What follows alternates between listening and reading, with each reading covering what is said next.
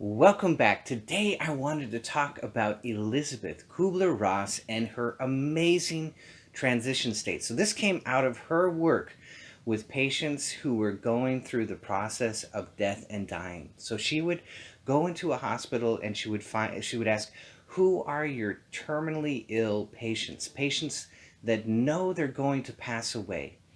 And she would sit down and talk with them.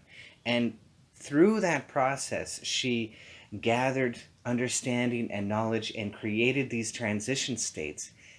And we have them today. It's one of the most amazing things I've ever seen. And I was introduced to this in the ashram of all places, and I absolutely fell in love with it. I hope you do too. Let's get into it.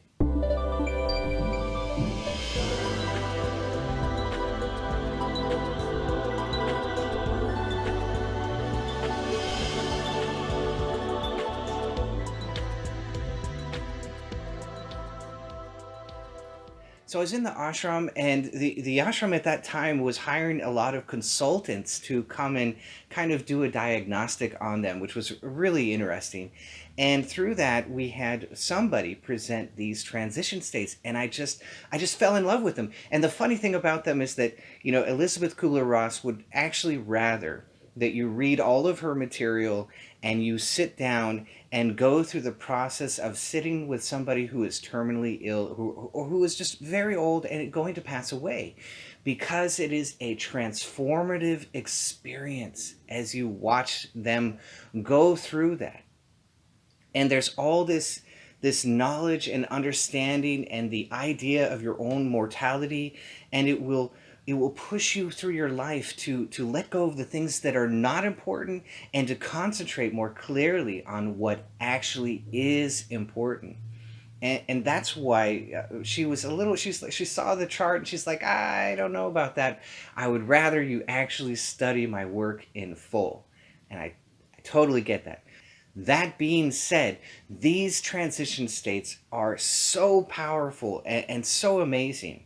So we start out in status quo, and it's really the beginning point of for everyone. Whatever your status quo is, whatever it is, which is just normal humdrum daily life for you, that's where we start out. And then something happens. Something in our life invites a change in us. Either it's our circumstance or maybe it's an internal process that's going through us.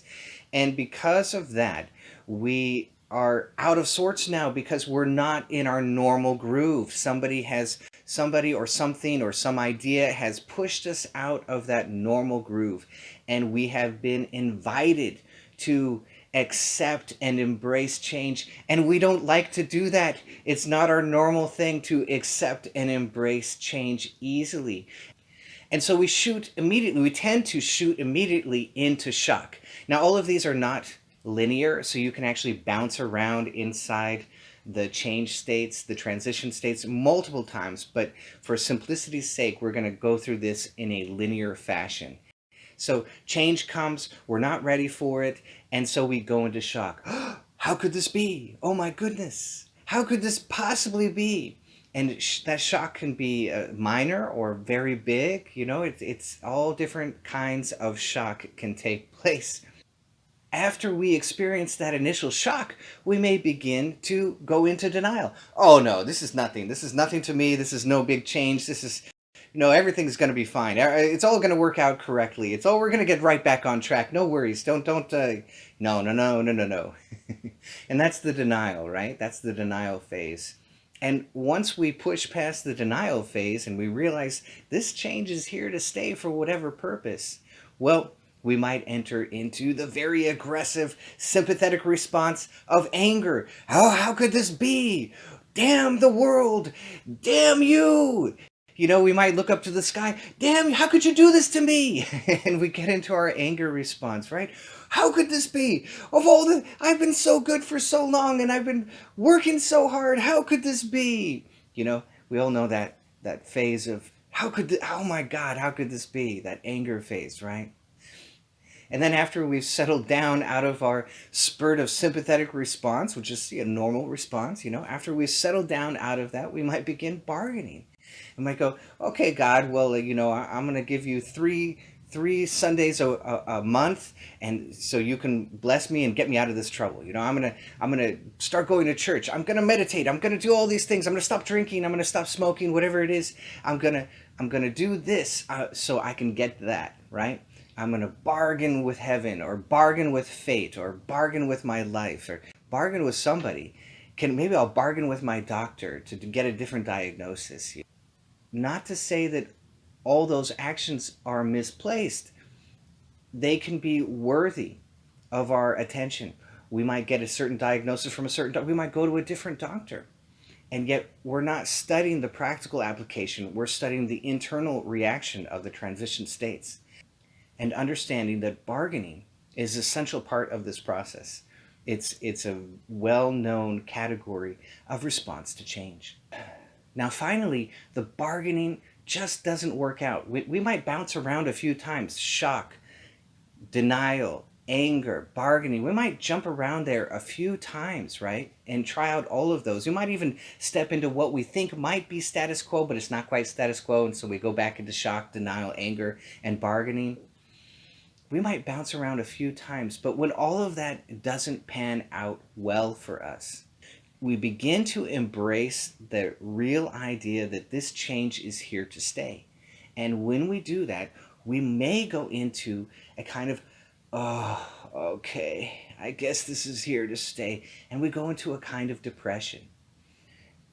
This is one of the biggest reasons I wanted to do this video. I want to point out that when you step into that depression and you go, oh man, I guess I'm here. This is where I am. This is the change that I need to embrace. When we do that work of embracing that change, there may be depression. And we're usually like, oh, no, I got to push that depression away. But in this case, we can embrace that depression. In these transition phases, depression is the greatest sign that you are approaching truth, that you are approaching the end of this roller coaster, because you're actually fully embracing the idea of the change in your life, whatever it might be. You're embracing it and you're, oh, I'm not happy about it, but I'm going to do it. It's kind of like, your wife asks you to take out the trash and you're not happy about it, but you love your wife, so you're going to take out the trash. One of the old monastics loved that example. He said that's true love. When you love somebody and they ask you to do something you don't necessarily quite love doing, but you still do it because you love them. That's true love, he said. When you embrace the change, there's going to be some depression. And that depression is actually a sign of growth. And so it's okay to embrace that depression. Don't be afraid of it. It's normal. And it's absolutely necessary to really evaluate and go, oh, okay, I can accept this. And that's when we move into the next phase, which is testing. And this is the magic of trying new things. This is why I love techniques. I love yoga, because we're always trying new things. And that testing phase is the window into the next phase, which is acceptance. So we try new things. It works out. It half works out. It doesn't quite work out. And then it works. And that's acceptance. And now we've completed the journey. Elisabeth Kübler-Ross, amazingly, so, death and dying, it's such a downer of a subject, right? But it is the one place where you have to face the change. And that's why it gave Elisabeth this incredible insight into the transition of accepting a change. And death is the biggest change in our lives that we will need to accept at some point. And she said something amazing. She said, no patient went through this process and did not accept the change, accept the end of their lives before they left. They all came into acceptance eventually. And the ones that made it there a little bit early, maybe months or years before they actually passed away, she said they were the most amazing individuals because they had this kind of peace with them. And that's the power of understanding these transition phases, that when a change comes to you, you can recognize yourself as you bounce around inside of these transition phases and go, oh, Okay, I'm bargaining. Oh, okay, I'm in denial. Oh, okay, I'm in shock. I'm in anger. I'm in depression. And now I'm testing. I'm trying something new. And all of that understanding will allow you to go through the phase faster because you understand it's just a phase.